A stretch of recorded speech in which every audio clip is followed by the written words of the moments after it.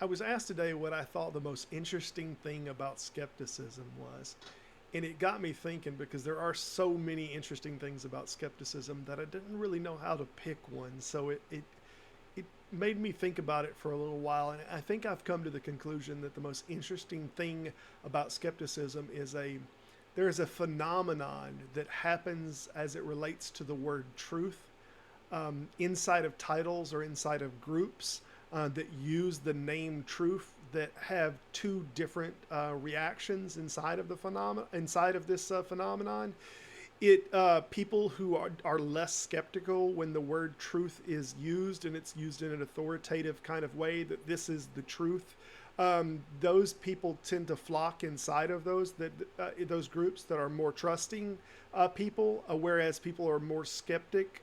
They tend to not like people to use or identify themselves in absolute ways, so that groups identify themselves as the truth of this or the truth of that. So they tend to be more off-put by that. Subsequently, any organization or groups that have the word truth as a part of its text or its mantra or anything, they tend to push more skeptical thinkers away from it and make more, dare I say, gullible people or more people that are influenced by that specific brand of rhetoric inside of the narrative that they're selling, coalesce more inside of that group.